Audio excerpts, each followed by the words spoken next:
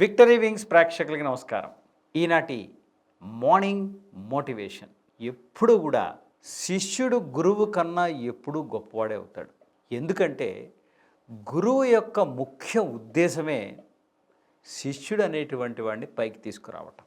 మీరు ఎక్కడైనా చూడండి, చరిత్రలో ఎన్నో విషయాలను మీరు చూడండి. ది గ్రేట్ రామకృష్ణ పరమహంస కన్నా స్వామి వివేకానంద చాలా ఉన్నతమైనటువంటి స్థానానికి ఎదిగారు. సోక్రటీస్ గొప్ప మేధావి, ఆయనను మించినటువంటి వాడు ప్లాటోని మించినటువంటి వారు అరిస్టాటిల్.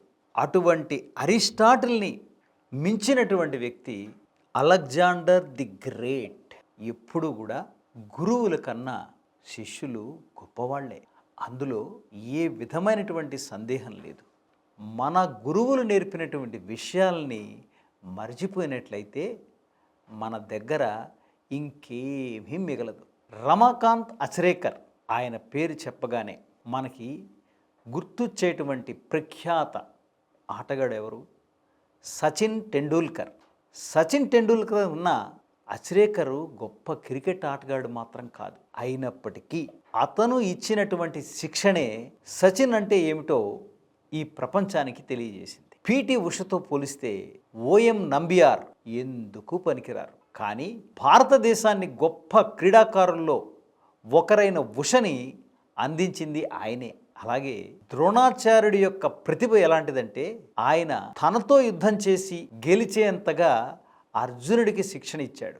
మనకి శిక్షణ ఇచ్చేందుకు ఒక బయట వ్యక్తి ఎప్పుడూ అవసరం ఉంటుంది. అటువంటి వ్యక్తి అద్దంలా మన ప్రతిబింబాన్ని మనకి చూపిస్తాడు. మనలోని బలహీనతలతోటి పోరాడేందుకు ఎటువంటి శక్తులు అవసరమవుతాయో దారి చూపిస్తాడు.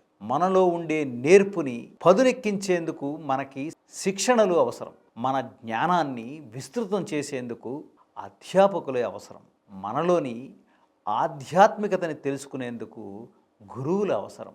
మీ నర్సరీ టీచరు తన జీవితంలో మీ అంత ఎత్తుకి ఎదిగి ఉండకపోవచ్చు, కానీ మీ జీవితం ఆయన చేసినటువంటి జ్ఞానం తాలూక పునాది మీదే పైకి లేచింది. మనకి దారి చూపిన వెలుగుతో మనల్ని పోల్చుకుని చూడొద్దు. తొట్టెలోంచి మట్టిని తీసేస్తే ఇంకేమీ మిగలదు. పరిణామాన్ని నుంచి కారణాన్ని తీసివేస్తే ఏమీ మిగలదు.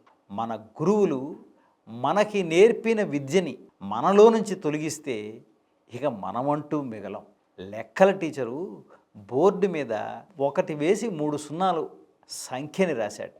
క్లాసులో ఎప్పుడూ అల్లరి చేసేటువంటి ఒక విద్యార్థిని ఇది ఎంత అని అడిగిందిట. ఎంతో ఆత్మవిశ్వాసంతో ఆ కుర్రాడు లేచి నిలబడి అంత సరళమైన ప్రశ్నకి జవాబు చెప్పాల్సి వచ్చినందుకు సంకోచిస్తూ 1000 అన్నట్ట. అప్పుడు ఆ సంఖ్యకి మరో సున్నాని చేర్చి ఆ కుర్రాడు వైపు చూపిస్తూ ఇదెంత అందిట.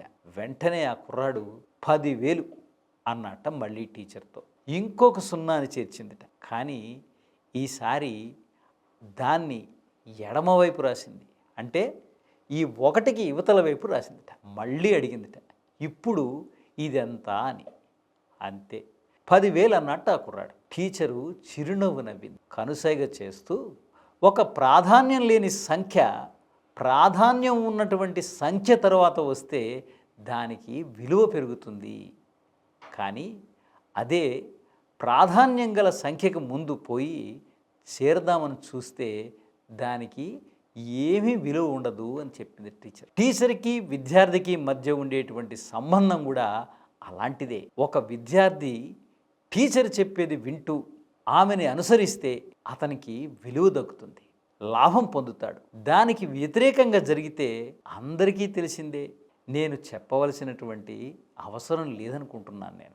ఒక శిక్షకుడి గొప్పదనం ఒక క్రీడాకారుడిలో దాగిన ప్రతిభని అతనికి చూపించడంలోనే ఉంటుంది. అతనికి తెలియజేయబడినటువంటి సామర్థ్యాన్ని గుర్తించి దాన్ని పూర్తిగా ఉపయోగించుకోవడంలో ఒక క్రీడాకారుడి యొక్క గొప్పతనం ఉంటుంది. మరిన్ని మంచి విషయాలతో మరొక వీడియోలో కలుద్దాం. అంతవరకు సెలవు. మీ ఫణీంద్ర గోటెటి. మీకు ఈ వీడియో నచ్చినట్లయితే లైక్ చేయండి, షేర్ చేయండి, సబ్స్క్రైబ్ చేయండి.